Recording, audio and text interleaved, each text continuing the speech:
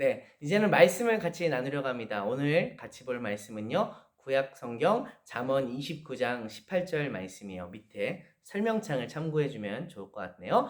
전사님 읽겠습니다. 묵시가 없으면 백성이 방자에 행하거니와 율법을 지키는 자는 복이 있느니라. 한 번 더 읽겠습니다.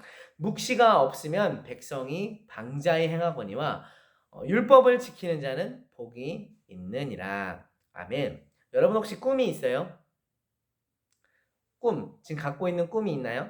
너무 큰 꿈이 아니어도 괜찮아요. 내가 나중에 커서 어떤 직업을 가져야겠다, 뭐가 되겠다 이런 큰 꿈이 아니라 지금 당장 내가 짧은 시간 내에 갖기 원하는 것들, 되기 원하는 것들, 그런 꿈이 누구에게나 꿈이라는 건 있습니다. 예를 들어서 뭐 게임을 하고 있다. 나 레벨업해서 요즘에 티어라고 하더라고요.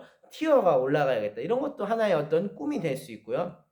아니면 전도사님이 갖고 있는 최근에 갖고 있는 꿈 중에 하나는 아주 아주 맛있는 초밥집에 가서 초밥을 맛있게 먹는 게 그런 꿈이에요. 그러니까 그 누구에게나 그런 꿈이 있다는 거죠. 여러분에게도 아마 그런 꿈이 있을 거예요.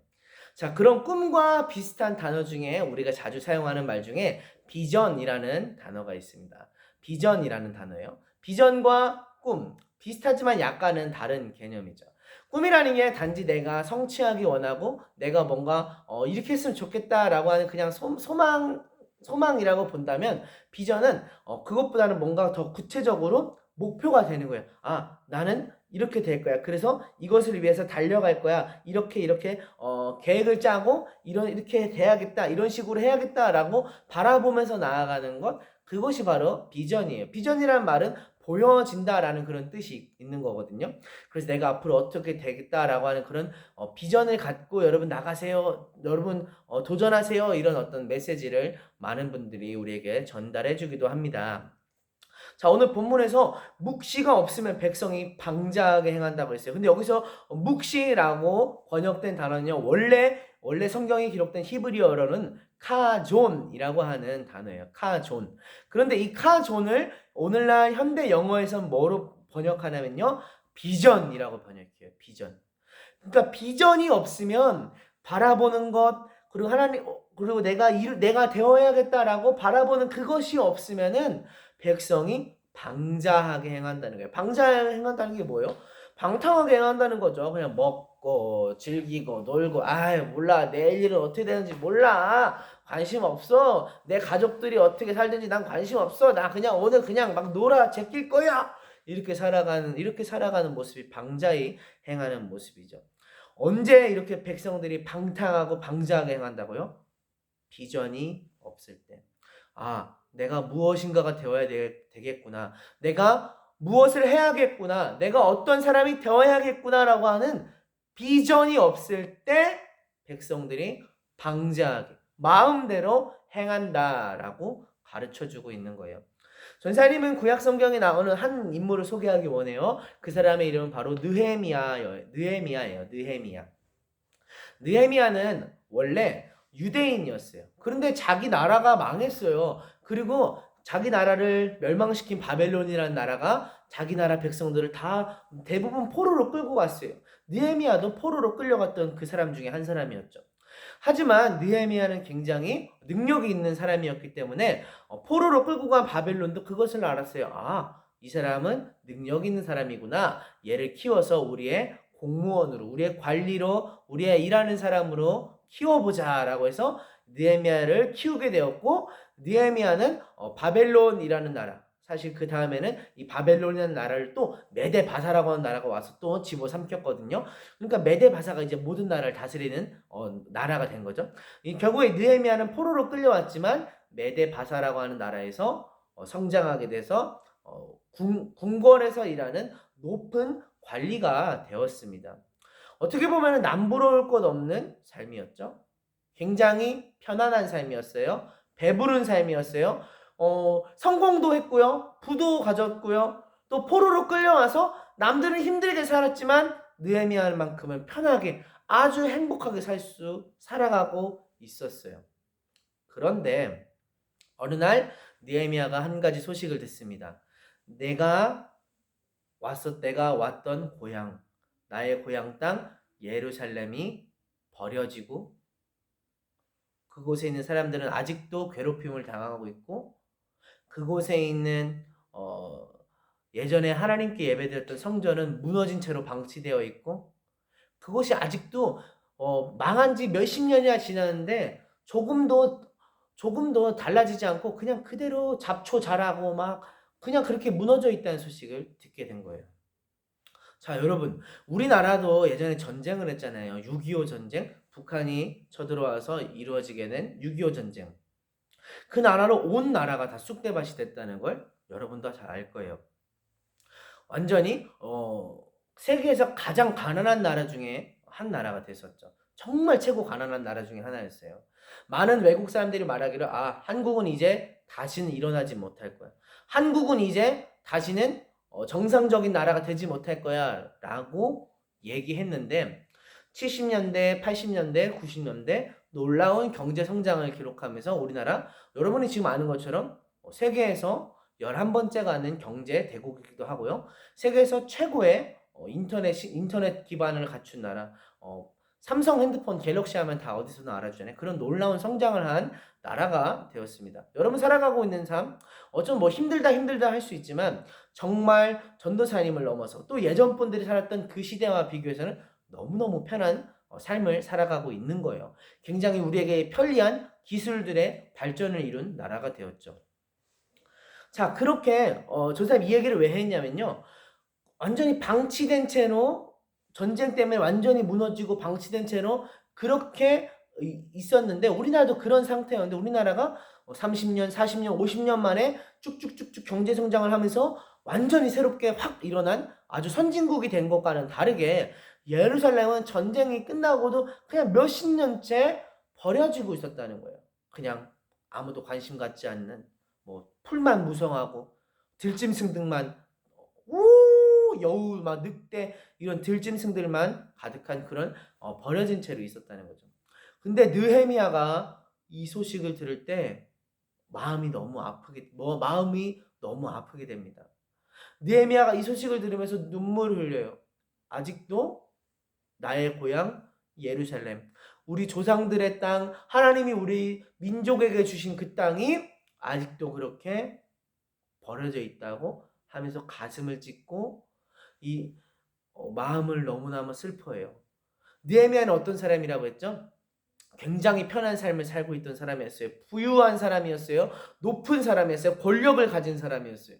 요즘 식으로 표현하면은 쉽게 말해서 전화 한 통해서 이렇게 해주세요 라고 하면은 그 밑에 있는 사람들이 벌벌 떨면서 이거 얼른 해야 되는데 라고 하면서 할 수 있었죠. 그렇게 권력이 있는 사람이었다는 얘기예요. 그런 느헤미야가 자기 고향 땅, 하나님이 주신 땅 예루살렘이 버려졌다는 소식을 듣고 가슴 아파 울게 됩니다. 그리고 결심하게 되죠. 이 예루살렘의 회복을 앞으로 남은 나의 인생의 비전으로 삼아야겠다. 그러기 위해서 그렇게 하기 위해서 느헤미야는 자신이 누리고 있었던 모든 것들을 포기하기 시작합니다. 높은 위치, 돈, 또 생명의 위협, 생명의 평안함 이런 거 다 버리고 아주 위험한 곳, 돈도 받지 못할 수 있는 곳 그런 곳으로 가게 됩니다. 예루살렘을 향해서 가서 뚜벅뚜벅 나아가서 예루살렘의 회복을 일으키게 되는 인물이 느헤미야입니다. 자, 묵시가 오늘 본문에서 묵시가 없으면 백성이 방자하게 행한다고 했어요. 비전이 없으면 그냥 제멋대로 내가 하고 싶은 대로 산다 이거예요.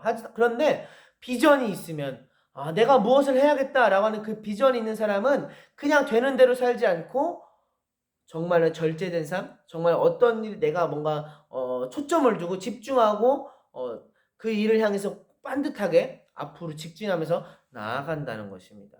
느헤미야가 바로 그런 사람이에요. 전사님은 우리 친구들이 그런 친구들이 되었으면 좋겠어요. 하루 종일 우리 전사님 며칠 전에 통화를 했거든요. 우리 친구 어떤 친구하고. 근데 뭐 하니 했는데 게임한다는 거예요. 그래? 너 내일 시험 보는 거 아니니? 맞아요. 내일 시험 봐요. 중간고사예요. 근데 공부 안 해? 근데 물어봐 전에 뭐 공부하라고 시키는 것도 아니지. 그냥 물어본 거죠. 근데 공부 안 해요. 저 게임만 할 거예요. 그러면서 게임한다라는 이야기를 하는데 물론 게임하는 게 나쁘다고 얘기하는 게 아니에요. 게임해도 괜찮아요. 그런데 그냥 내가 뭘 할지 모르고 그냥 나 뭐 하냐? 모르겠다. 그냥 게임이나 하자라고 하고 게임하는 것과 내가 뭔가 열심히 공부도 하고 나의 어떤 꿈을 갖고 비전을 갖고 그렇게 노력하다가 아유 너무 힘들다. 조금 쉬어볼까? 게임 조금 할까? 하면서 게임하는 거하고 즐기는 것과는 다르다는 거죠.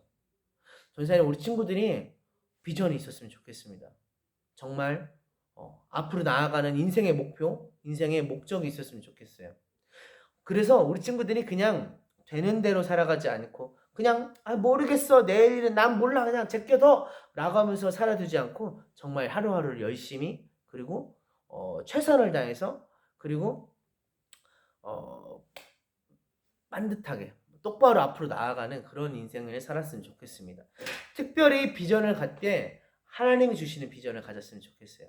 느헤미야는요 자기 그냥 마음에 내 고향이 버려졌어 슬퍼 이런 마음으로 그 예루살렘을 회복해야겠다는 비전을 품은 게 아니에요. 하나님이 주신 땅이 아직도 버려져 있다고, 하나님의 백성들이 아직도 괴롭힘을 당하고 있다고, 그 마음 때 제가 하나님 앞에서 예루살렘을 회복해서 하나님 백성 다 가지고 하나님의 땅이 다시금 하나님의 땅이 될 수 있도록 그렇게 하고 싶어요 라고 하는 하나님의 비전을 가졌던 거예요. 우리 친구들이 하나님의 주시는 비전을 가졌으면 좋겠습니다. 하나님은 우리 친구들을 창조하셨는데 결코 그냥 아무 이유 없이 창조하신 게 아니에요. 그냥 의미 없이 우연히 창조하신 게 아니에요. 하나님은 우리 친구들에게 하나님께서는 이유가 하나님께서 계획을 갖고 계십니다. 하나님께서 우리 친구들을 통해 이루시기 원하는 뜻이 있고 우리 친구들을 향하신 하나님의 놀라운 계획과 목적이 있어요. 우리 친구들 그것을 발견했으면 좋겠습니다. 그리고 그것이 우리 친구들의 비전이 되었으면 좋겠어요. 그 비전을 향해 나아가는 자 그리고 하나님 주신 비전을 바라보면서 뚜벅뚜벅 걸어가는 자가 되어서 우리 친구들이 누구보다도 행복한 그런 삶을 살았으면 좋겠습니다. 오늘 말씀 다시 한번 읽고 마칠게요. 묵시가 없으면 백성이 방자히 행하거니와 율법을 지키는 자는 복이 있느니라. 혹시나 지금 비전이 없을 수 있거든요. 그렇다고 해서 그냥 방탕하게 방자히 행하지 마세요. 난 내가 뭐 돼야 될지 모르겠어. 비전이 없는 것 같아. 그렇다면요. 비전이 없다고 좌절하지 말고 뒷부분에 있는 말씀, 율법을 지키는 자가 복이 있다. 하나님 말씀을 따라 살아가기를 시작해보세요. 그러다 보면 하나님 말씀을 읽고 하나님 말씀을 따라 살아가다 보면 하나님이 우리 친구들에게 계획하고 계신 비전을 발견하게 될 거예요. 그 비전을 붙잡고 최고의 삶을 살아가는 우리 친구들 되기를 축복합니다. 같이 기도할게요. 살아계신 하나님 감사합니다. 우리 친구들 비전 없이 방자하게 행하는 백성 되지 않게 하여 주옵소서. 하나님을 알되 하나님 말씀을 통해서 하나님을 알고 하나님 기도를 통해서 하나님과 동행하고 하나님이 주신 비전을 붙잡아 비전을 성취하는 비전을 이루는 그런 믿음의 세대가 되게 하여 주시옵소서. 감사합니다. 예수 그리스도의 이름으로 기도합니다. 아멘. 자, 우리 친구들 오늘 전사님이 조금 낯설게 핸드폰으로 한번 촬영을 해봤는데 피드백을 주세요. 이게 좋아요. 자막이 없으니까 불편해요. 아니면 그래도 자막이 없더라도 얼굴이 깨끗하고 음질이 좋아서 괜찮아요. 피드백을 좀 부탁드릴게요.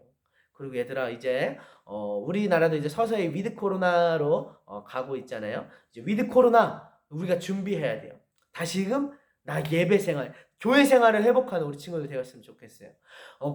물론 우리가 확진자 접촉 이런 걸 굉장히 조심해야 됩니다. 하지만 두려워할 대상은 아니라고 생각해요. 극복할 수 있고 충분히 이겨나갈 수 있습니다. 우리 친구들 한 주간도 승리하고 그다음에 또 전화하면서 연락하면서 또 만나면서 우리 친구들 함께 믿음의 삶 살았으면 좋겠습니다. 사랑하고 축복합니다. 안녕.